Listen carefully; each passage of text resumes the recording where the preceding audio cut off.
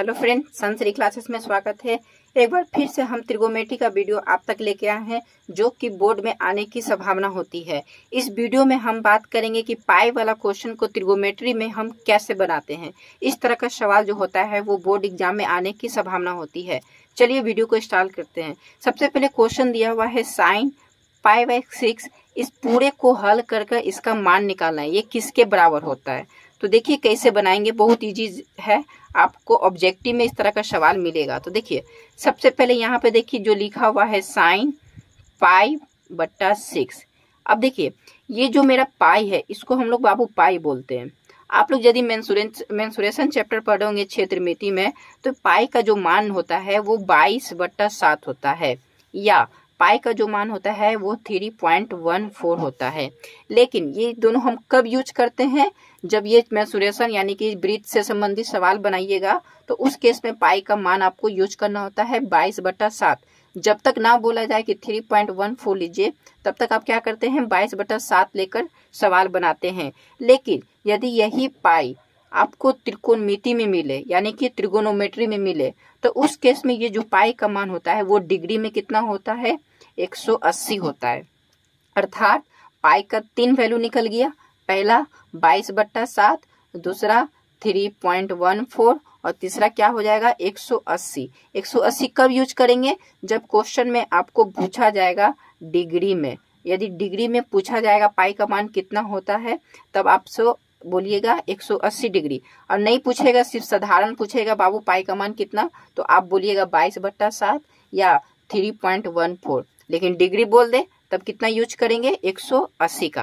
तो ये तो त्रिगोनोमेट्री का सवाल है, तो त्रिगोनोमेट्री में ना 22/7 यूज करेंगे ना 3.14 यूज करेंगे, क्योंकि डिग्री जो होता है वो एंगल को रिप्रेजेंट करता है। अर्थात यहाँ पे हम पाई का मान कितना लेंगे 180 लेंगे।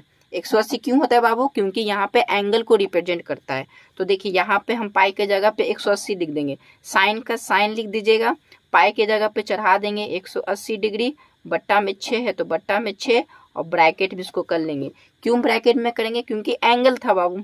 अब देखो 6 का पारा में 180 से भाग दोगे तो कितना आ जाएगा 30, यानी कि हम यहाँ पे यूज कर देंगे साइन 30। और हम जानते हैं कि साइन 30 का मान कितना होता है 1/2। हो गया आंसर।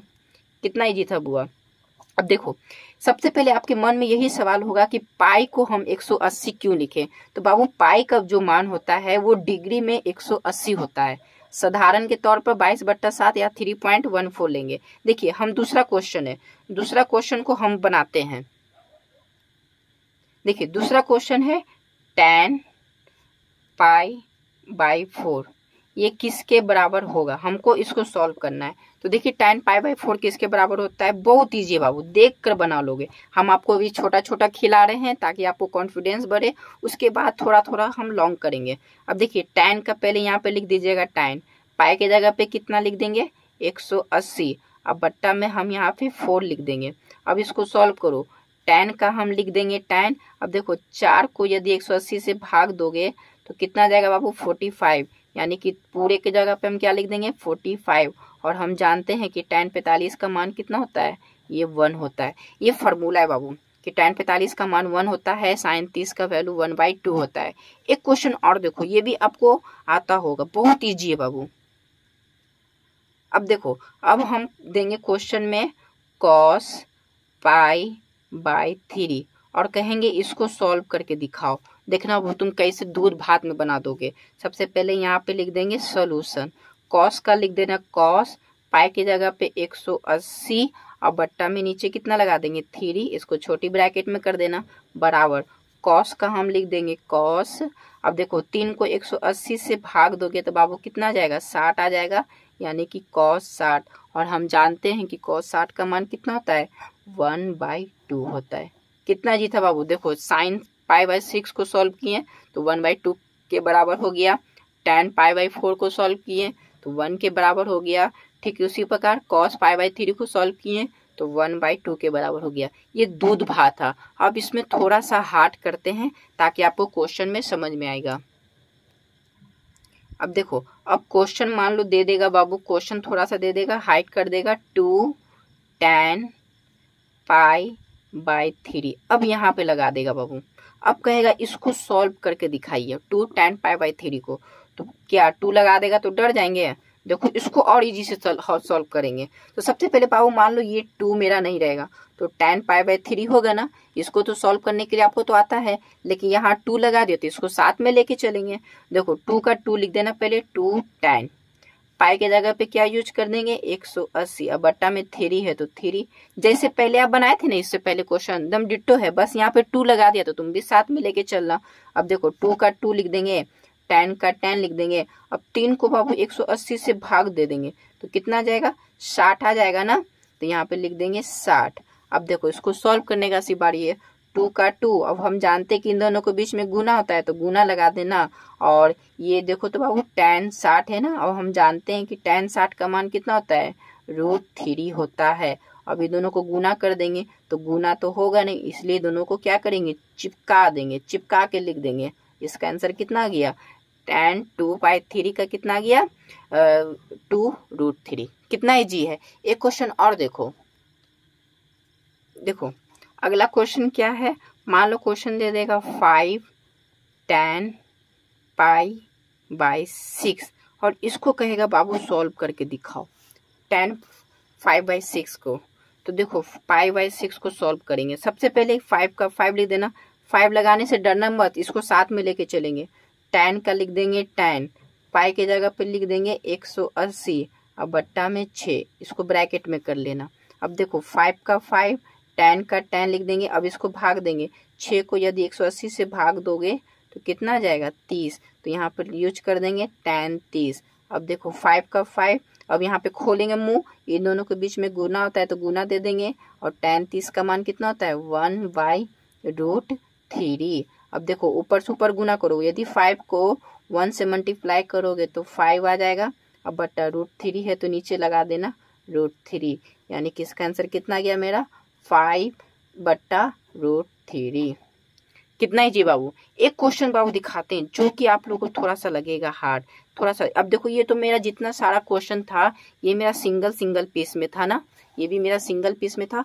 अब इसमें डबल पीस करते हैं। अब डबल पीस करने से क्या होगा ना, देखो भिन्न का जोड़ या भिन्न का घटाव आएगा या साधारण भी आ सकता है। हम जैसा क्वेश्चन मिलेगा उसके अकॉर्डिंग हम इसको हल करेंगे। तो देखो तो क्वेश्चन, मान लो क्वेश्चन यहाँ पे दे देगा 5 और यहाँ पे लिख देगा साइन π/2, ठीक है। अब बीच में यहाँ पे प्लस लगा देते हैं और नंबर यहाँ पे दे देगा 10।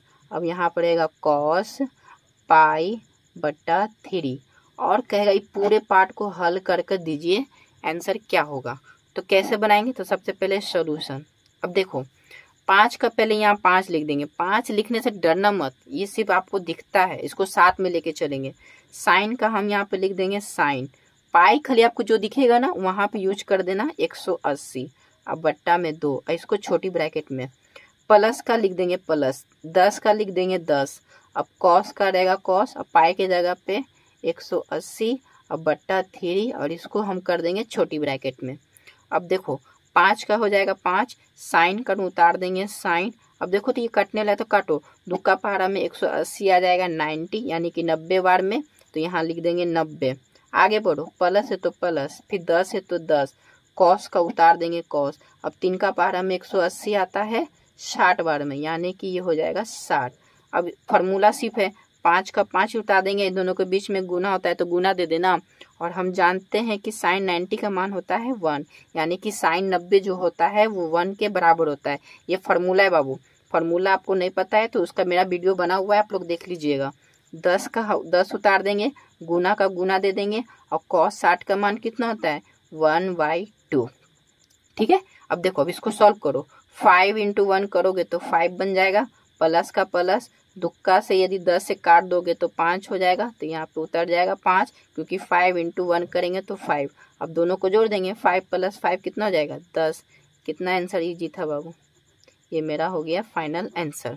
यानी कि ये 5 sin π/2 प्लस 10 cos π/3 को हल किए तो इसका आंसर कितना आ गया 10। एक क्वेश्चन है, आप लोग बना के देखिएगा रूम पर और कमेंट में हमें बताइएगा कि इसका आंसर कितना आएगा। क्वेश्चन ये है कि 3/2 tan π/3, ठीक है। और यहाँ पे हम माइनस लगा देते हैं और साइन पाई बट्टा 2।